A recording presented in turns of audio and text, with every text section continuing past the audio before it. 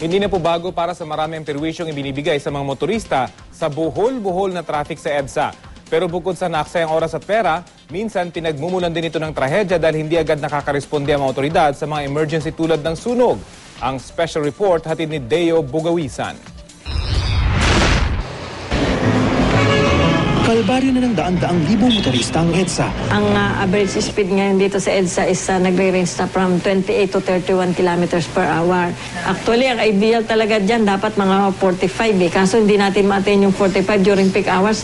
Hirap na nga tayong makaabot ng 31 Pinakamabigat na traffic sa pagitan ng Guadalupe at Buendia. Kung mapupunan nyo, yung traffic along EDSA sa southbound is dahil yung mga sasakyan hindi agad makapasok sa Makati area.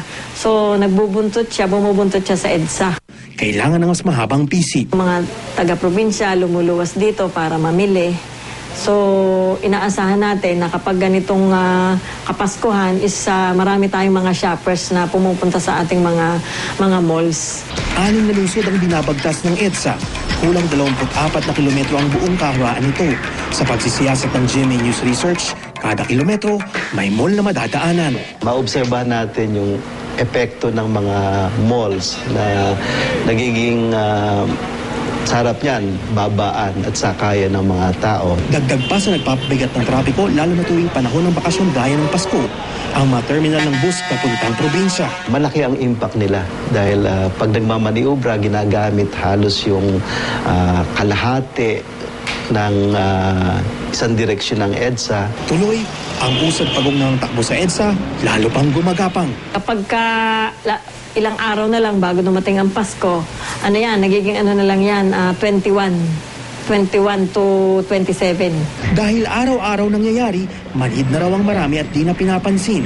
Pero kung tutuusin, trahedyang maituturing daw ang matinding trapiko sa Metro Manila, lalong-lalo na sa EDSA. Nang masunog halimbawa ang lateral compound sa Guadalupe, Makati noong isang taon, di agad nakarating ang mga bumbero.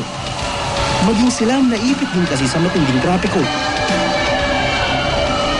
10 to 15 minutes, kaya namin makuha yung responde na yun eh. Pag yung last time, dahil sa traffic na yun, plus dahil nag-counterflow na kami, umabot din ng mga 30 to 45 minutes ang responde na.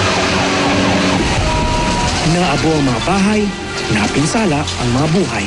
Every second counts kasi para sa amin sa mga responde sa emergency rescues. Kasi kung lalo na mga light materials na nasusunog, within 5 minutes, kaya umubos ng 10 bahay eh. Problema rin daw ang kawalan ng koordinasyon sa mga enforcer kapag may emergency. Yung enforcer natin dito sa Metro Manila, pag malapit na kami, tsaka sila humahawi ng mga sasakyan. Pero pag malayo pa lang, wala, minsan hindi din nila pinapansin eh. Dito sa atin, yung mga private, minsan matitigas silang ulo eh. Kung saan yung nakikita nila may mga nakawangwang, bumubuntot din sila kaagad. Kung di raw matutugunan ng nasasakal ng kahabaan ng EDSA, baka tuluyan na itong maghingalo.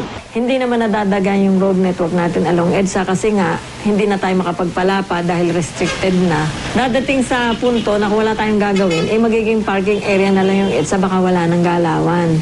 Kahit ano ang gawin mo, kung hindi tayo magbabawas ng sasakyan ay lalong-lalala ang problema sa EDSA. Kung kaya't importante raw na mamuhunan ng bansa sa mas epektibong mass transport system. Siguro isa sa dapat tingnan natin ay increase ang capacity ng MRT.